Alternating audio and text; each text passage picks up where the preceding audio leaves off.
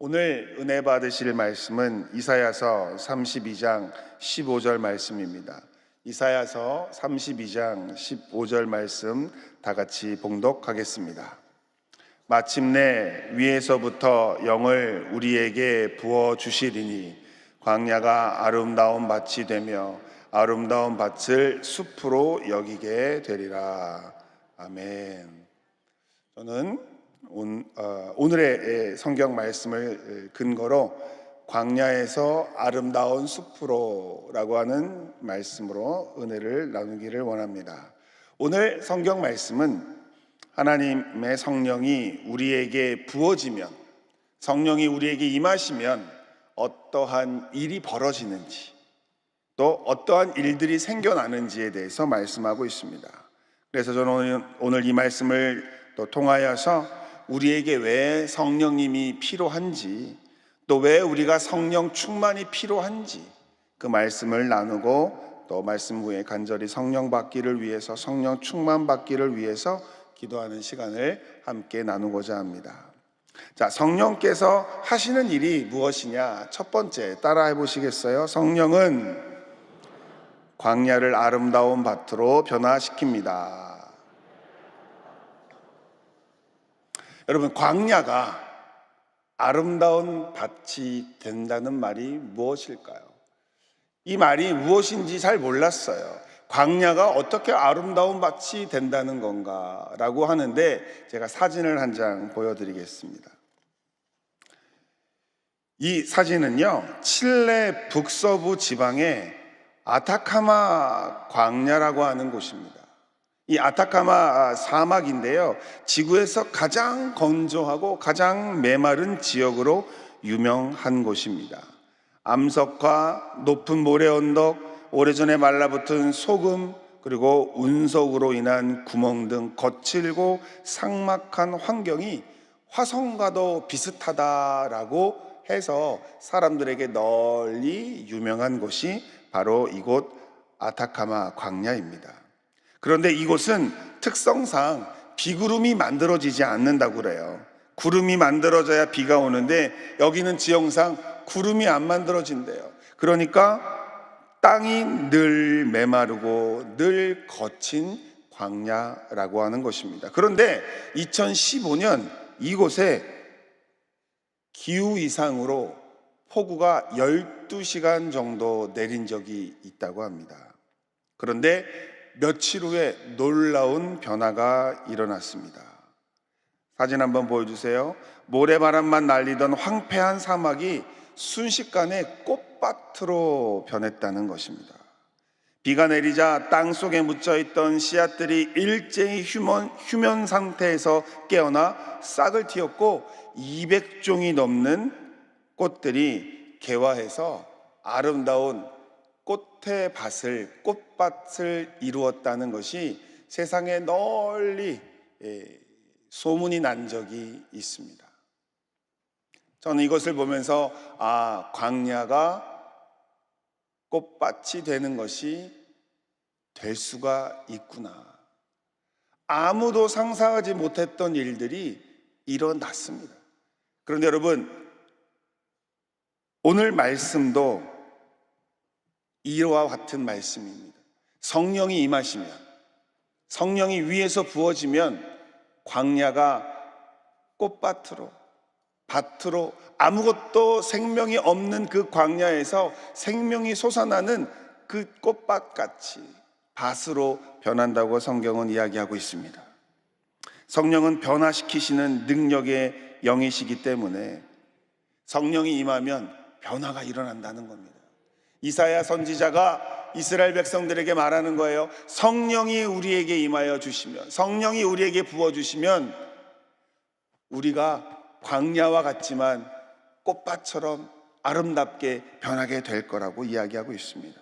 어제도 말씀드렸지만 성령이 임하시면 우리의 돌 같은 마음이 살같이 부드러운 마음처럼 변화되어진다고 하는 거예요. 성령은 변화의 원동력입니다. 성령님은 새로운 힘을 주시고 새로운 생명을 불어넣으시는 하나님이신 줄 믿으시길 주님의 이름으로 축원을 합니다. 근데 때로는 우리가 이 광야와 같은 상태가 될 때가 있습니다.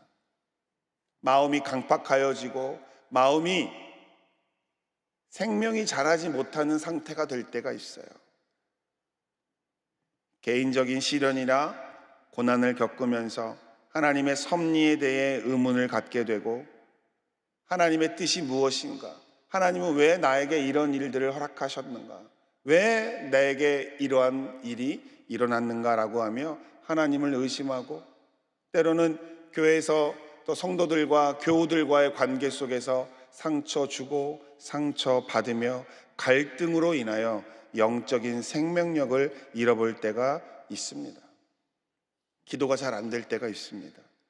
말씀이 잘 다가오지 않을 때가 있습니다.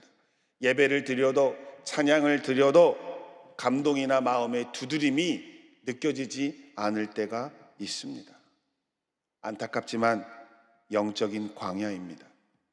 메마른 거예요. 척박해진 겁니다. 그런데 이 메마른 상태에, 광야인 상태에 사람들의 특징이 하나 있어요. 메마른 광야에는 가시가 돋친 선인장이 많듯이, 메마른 광야의 상태에 있는 사람들은 사람들을 아프게 합니다. 말해도 사람을 아프게 하고, 행동을 해도 사람들을 찌르는 행동들을 해서 사람들을 심하게 고통 속에 몰아넣을 때가 있는데, 그때가 다름 아닌 광야의 상태일 때가 많다는 것입니다. 광야에 비가 오면 기적이 일어납니다. 꽃이라고 필 수 없었던 것으로 생각되었던 그곳에 꽃이 피어나게 되는 겁니다. 근데 메마르면 나쁜 것만 보여요. 힘든 것만 보이고 어려운 것만 보이게 된다는 것입니다. 여러분, 한번 제 이야기 하나 해드릴게요. 어느 동네에 이발소가 하나 있었습니다. 근데 그 이발소 주인 아저씨가 어느 날 좋은 마음을 먹기로 했어요. 그래서 동네 절에 있는 스님의 머리를 깎아주기로 했답니다. 그래서 스님 머리를 깎아줬대요. 그랬더니 그 다음날 가게 앞에 감자 10개가 놓여져 있었다는 거예요. 그래서 스님이 놓고 갔구나 라고 생각을 했대요. 근데 그 이야기를 듣고서 어떤 신부님이 또 찾아오셨대요. 신부님이 찾아오고 난 다음에 신부님도 머리를 또 깎아줬대요. 그 다음날 빵이 10개가 놓여져 있었대요. 신부님이 놓고 가셨구나. 그런데 그 동네 교회 목사님이 또 머리를 깎으러 오셨는데, 목사님도 공짜로 깎아줬대요. 그러면서 이 주인이 기대를 했대요. 그 다음날 아침에 뭐가 놓여져 있을까? 아침에 문을 딱 여니까 거기에 뭐가 있었을까요? 목사 10명이 기다리고 있었답니다. 이 이야기를 듣고 어떤 생각이 드세요? 어떤 교회에 시험이 들어서 목사님한테 시험이 들었던 어떤 성도님이 그 이야기를 듣고, 목사들은 역시 공짜를 좋아해 라고 이야기를 했다는 거예요. 그런데 옆에서 늘 기도하고 은혜가 충만한 또 성도님이 그 이야기를 듣더니, 아니야, 목사님들은 좋은 소식을 잘 전하는 사람들이야. 좋은 소식을 자기 혼자만 알고 있는 게 아니라 여러 동료들에게 알려줘서 다른 목사님들 와서 머리를 깎게 해줄 수 있다 라고 얘기했다는 거예요. 여러분은 어떤 이야기에 더 공감이 되십니까? 혹시 공짜에 더 마음이 쏠리십니까? 제가 대학생 때 그 이야기를 듣고 한참 사회에 불만을 갖고 있을 때였어요. 대학생들이 사회에 불만이 많잖아요. 그럴 때는요, 비판적으로 생각이 했어요. 그런데 하나님의 은혜를 알고 또 성령의 은혜를 경험하고 나니까 좋은 면이 눈에 보이게 되더라고요. 여러분, 그리스도인들은 공짜를 좋아하는 게 아니라 좋은 소식을 퍼날르는 사람들인 줄 믿으시길 주 이름으로 축원합니다. 하나님을 믿고 예수님을 믿고 성령님을 믿어서 잘 살고 건강해지고 복을 받으면 이걸 나만 갖고 있는 거예요? 나눠줘야 되는 거예요? 나눠줘야 되는 거예요. 그게 전도예요. 다른 게 전도가 아닙니다. 좋은 소식을 전하는 거, 기쁜 소식을 전하는 거, 삶이 변화될 수 있다라고 소식을 전하는 것, 그것이 복음의 전도요, 하나님이 원하시는 것인 줄 믿으시길 주의 이름으로 축원합니다. 좋은 소식을 널리 널리 전파하셔서 오셔서 힘들고 어려운 인생을 살고 있는 영혼들에게 주의 전에 나와 기도하고 예배하고 찬양하면 인생이 변화되어진다, 광야가 꽃밭이 되어질 수 있다라고 좋은 소식을 전하는 여러분 되기를 주의 이름으로 축원을 드립니다. 두 번째로, 성령이 오시면 선한 일을 행하게 된다는 것입니다. 따라하십시오. 성령은 선한 일을 행하게 합니다. 성령의 또 하나의 특징이 뭐냐면 선한 것을 행하게 하신다는 거예요. 사도행전 10장 38절에 보면 이런 말씀이 나옵니다. 다 같이 함께 봉독하겠습니다. 하나님이 나사렛 예수에게 성령과 능력을 기름 붓듯 하셨음에 그가 두루 다니시며 선한 일을 행하시고 마귀에게 눌린 모든 사람을 고치셨으니 이는 하나님이 함께 하셨습니다. 하나님이 성령과 능력을 기름 붓듯이 예수님에게 부어주시자 예수님이 무엇을 하셨대요? 선한 일을 행하셨다는 거예요. 그리고 병자를 고치시고 마귀를 쫓아내는 하나님의 능력을 행하셨다고 이야기합니다. 여러분, 성령이 임하면 나쁜 일을 행하는 게 아니라 어떤 일을 행한다고요? 선한 일을 행한다는 것입니다. 예수님께서 선한 행동을 하셨던 그 원동력은 바로 성령 하나님이었습니다. 그런데 우리 안에는 선한 일을 하려는 마음과 또 선하지 않은 것을 하려는 마음이, 두 마음이 존재합니다. 어떠한 사람도 100% 완전한 사람, 100% 선한 사람은 이 세상에 존재하지 않습니다. 사실 우리 안에 이 두 가지 법이 있어서 우리를 힘들게 한다고 사도 바울은 이렇게 고백하고 있습니다. 로마서 7장 21절 23절에서 그러므로 내가 한 법을 깨달았노니 곧 선을 행하기 원하는 나에게 악이 함께 있는 것이로다. 내 속사람으로는 하나님의 법을 즐거워하되 내 지체 속에서 한 다른 법이 내 마음의 법과 싸워 내 지체 속에 있는 죄의 법으로 나를 사로잡는 것을 보는도다. 오호라, 나는 곤고한 사람이로다. 이 사망의 몸에서 누가 나를 건져내랴. 바울의 고백처럼 우리 안에는 늘 선을 행하기 원하는 마음이 있습니다. 그러나 그 마음 옆에 또 한 다른 마음, 악을 행하려고 하는 죄의 마음이 우리 안에 공존한다고 하는 것입니다. 그런데 많은 사람들이 이 두 마음 속에서 갈등합니다. 왔다 갔다 하고 또 혼돈합니다. 그러면서 늘 좌절하고 하나님 앞에 회개하고 기도하는 것이 마음은 원이로되 육신이 연약하여서 오늘도 죄를 짓습니다. 오늘도 사망의 법의 지배를 받습니다라고 하나님께 기도하는 모습들이 많이 나오는데요. 여러분, 사도 바울이 뭐라고 고백한 줄 아세요? 연이어서 이렇게 고백합니다. 로마서 8장 1절 2절에 사도 바울은요, 그러므로 이제 그리스도 예수 안에 있는 자에게는 결코 정죄함이 없나니 이는 그리스도 예수 안에 있는 생명의 성령의 법이 죄와 사망의 법에서 너를 해방하였습니다. 혼자 싸우면 져요. 혼자 싸우면 죄의 사망의 법에 지배를 받을 수밖에 없습니다. 그런데 예수님께서 사도 바울이 뭐라고 말씀하셨어요? 생명의 성령의 법이 있으면 뭐라고요? 해방한다고. 그 죄의 법을 이길 수 있다고. 따라서 성령이 답인 줄 믿으시길 바랍니다. 성령의 법은 생명의 법입니다. 나의 힘으로 사망의 법을 이길 수는 없습니다. 성령의 도우심이 있어야 되는 거예요. 성령의 도우심을 간구하는 저와 여러분이 되시길 주의 이름으로 축원을 드립니다. 늘 나의 힘으로 싸우려고 하지 마세요. 하나님의 도우심으로, 성령의 인도하심으로 나아가야 이 우리 안에 있는 우리의 육체의 소욕을 이길 수가 있는 것이죠. 성령이 들어와야 선한 마음이 생기고 선한 말이 나오고 선한 행동을 할 수가 있는 거예요. 성도들 간에 다툼이 있을 때가 있습니다. 성도들 간에 갈등이 있을 때가 있어요. 그런데 영적으로 보면 그렇게 갈등이 있는 곳에 해결할 수 있는 방법은 다른 게 없어요. 성령이 오셔서 그 돌 같은 마음들을 부드러운 마음으로 녹여주셔야만 그 문제가 해결되는 것입니다. 어떤 분들은 말씀만 가지면 내가 해결될 거라고 생각해요. 말씀을 열심히 외우고 말씀을 열심히 암송하면 내가 하나님 안에서 승리할 수 있을 것이다, 세상의 법을 이길 수 있을 것이다, 죄의 법을 이길 수 있을 것이다 라고 생각을 한 분들이 있는 것 같아요. 근데 여러분, 말씀도 중요하지만 말씀뿐만 아니라 우리의 마음을, 돌 같은 마음을 살 같은 마음으로 변화시키는 하나님의 성령이 우리에게 필요한 것입니다.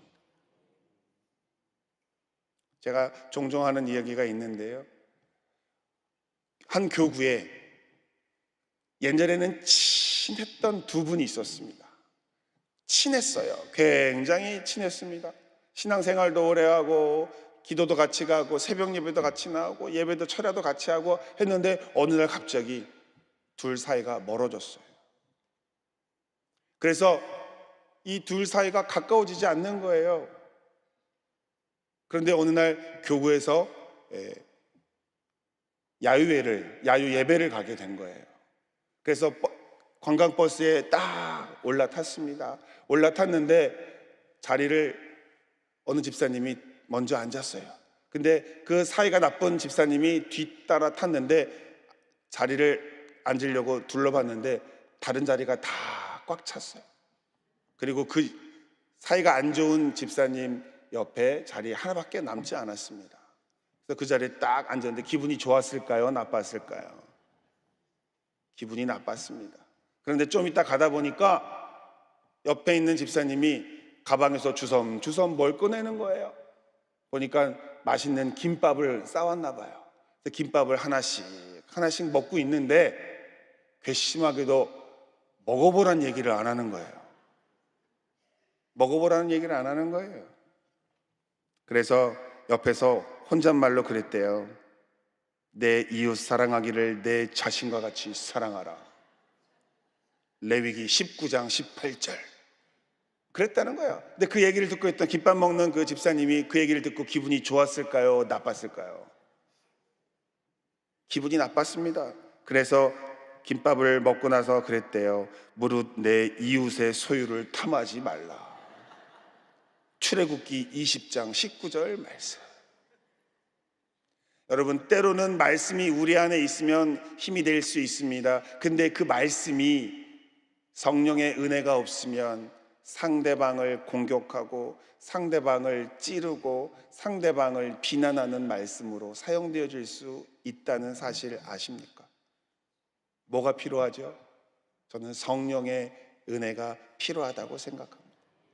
문제가 있는 곳에, 갈등이 있는 곳에 성령의 은혜가 단비처럼 내려진다면 그 광야가 아름다운 밭이 되어지는 것처럼 놀라운 은혜가 임하게 될 줄 믿으시길 주의 이름으로 축원합니다. 그래서 그곳에 성령의 은혜가 단비같이 임하게 해달라고 기도하는 저와 여러분 되기를 주의 이름으로 축원을 드립니다. 마지막입니다. 성령이 오시면 어떤 일이 벌어지느냐? 따라하세요. 아름다운 밭이 숲으로 성장합니다. 아름다운 밭이 숲으로 성장한다는 거예요. 성령의 단비는 생명을 자라나게 합니다. 희망을 싹트게 합니다. 새로운 힘을 공급합니다. 메말랐던 땅이 옥토가 되게 만듭니다. 성령은 우리의 마음을 변화시키시고 변화된 그 마음을 통하여 우리의 상황과 우리의 인생에도 변화가 다가오게 하신다는 겁니다. 아무것도 예상하지 못한 크고 놀라운 일들을 가지고 오시는 분이 성령 하나님인 줄 믿으시길 주의 이름으로 축원합니다. 그런데 그 성령이 임하면 멈춰 있지 않는다는 거예요. 성령이 임하시면 자라나게 한다는 거예요. 퍼지게 된다는 거예요. 그 밭이 나중에는 큰 숲처럼 되어진다고 성경은 이야기하고 있습니다. 성령이 임한 교회, 성령이 충만한 교회는 어떤 특징이 있습니까? 날마다 새 생명이 늘어나는 거예요. 새 생명이 성장하는 겁니다. 그 안에 있는 성도들도 성장하고 새로운 생명들도 오고 성장한다는 거예요. 여러분, 세상의 법은 우리를 나이 들게 만듭니다. 자연의 법은 우리를 늙게 만들어요. 그러나 성령의 법은 우리를 성장하게 만든다는 사실을 깨닫게 되기를 바랍니다. 여기서 김형석 교수님이라고 지금 104세 되신 연세대학교 은퇴 교수님 계시지 않습니까? 그 교수님이 유명한 말이 있어요. 늙지 않는 방법이 자기는 알고 있다. 그래서 궁금해서 봤어요. 늙지 않는 방법이 뭘까요? 성장하는 거래요.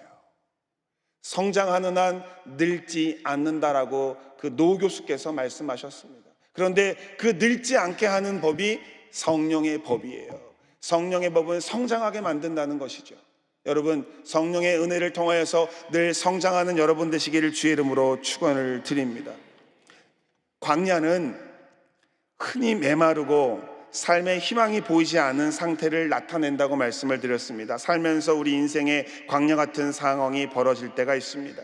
직장에서 어려움을 겪고, 가정의 문제로 힘들어하고, 자녀의 문제로 가슴 아파하고, 또 사업의 문제로 어려움을 당할 때가 있습니다. 전혀 새로운 희망이 없는 것처럼 보일 때 이 모든 것에서 새로운 희망을 가능하게 하고 새로운 일을 행하시며 변화를 이끌어 주시는 성령을 사모하는 저와 여러분 되기를 이 시간 축원드립니다. 하나님, 광야 같은 나에게 지금 성령의 단비를 부어 주옵소서.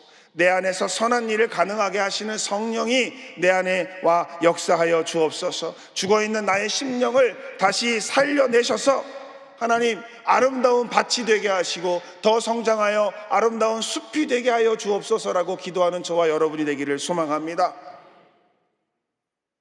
우리에게는 성령이 필요해요. 새로운 시대를 맞이하려면 우리에게 성령이 필요합니다. 새로운 힘을 공급하시는 성령이 필요하고, 새로운 생명을 불어넣으시는 성령이 필요하고, 성장하게 해주시는 성령이 우리에게 필요하다는 거예요. 우리 모두 성령의 부어주심을 갈망하면서 우리 앞날에 어떤 변화가 일어날지 정말 마음속에 꿈꾸며 기도하시길 바랍니다. 처음에 보여드렸던 그 광야가 아름다운 꽃밭이 되어지는 그것을 상상하고, 성령이 나 안에 임하시면 광야 같은 내가 아름다운 꽃밭이 될 거야. 내가 숲의 생물들이, 새와 동물들이 와서 쉬며 먹을 것을 먹고 다시 성장하게 되어지는 성장하는 숲이 될 거야를 꿈을 꾸고 성령을 간구하는 여러분 되기를 주의 이름으로 축원합니다. 성령을 간구할 때 오늘 이 시간 하나님께서 성령을 우리에게 기름 붓듯 물 붓듯 부어 주실 줄 믿습니다. 오늘도 주님 안에서 귀한 은혜의 하루가 되기를 주의 이름으로 축원을 드립니다. 기도하겠습니다. 강야와 같은 저희의 삶에 생명의 영이신 성령님을 모셔드립니다. 오셔서 변화시켜 주시옵시고 죽어있는 우리의 몸과 마음과 영혼들을 다시 살려 꽃피게 하옵소서. 하나님의 백성으로 승리하며 살게 하여 주시옵소서. 늘 하나님의 은혜 가운데 충만한 삶이 되기를 소망합니다. 특별히 오늘 하나님께 귀한 마음을 가지고 정성을 담아 귀한 예물을 올려드린 하나님의 권속들, 이 시간 하늘의 은혜를 풍성히 부어 주셔서 30배, 60배, 100배의 소산을 얻게 하여 주시옵시고, 믿음으로 십자가 앞에 내려온 모든 제목들이 가장 좋은 것으로 가장 좋은 때에 응답되게 하여 주옵소서. 모든 것을 우리 주 예수님의 이름으로 축복하고 기도드리옵나이다. 아멘. 하늘에 계신 우리 아버지여, 이름이 거룩히 여김을 받으시오며 나라가 임하시오며 뜻이 하늘에서 이루어진 것 같이 땅에서도 이루어지리다. 오늘 우리에게 일용할 양식을 주시옵고 우리가 우리에게 죄 지은 자를 사하여 준 것 같이 우리 죄를 사하여 주시옵고 우리를 시험에 들게 하지 마시옵고 다만 악에서 구하시옵소서. 나라와 권세와 영광이 아버지께 영원히 있사옵나이다. 아멘.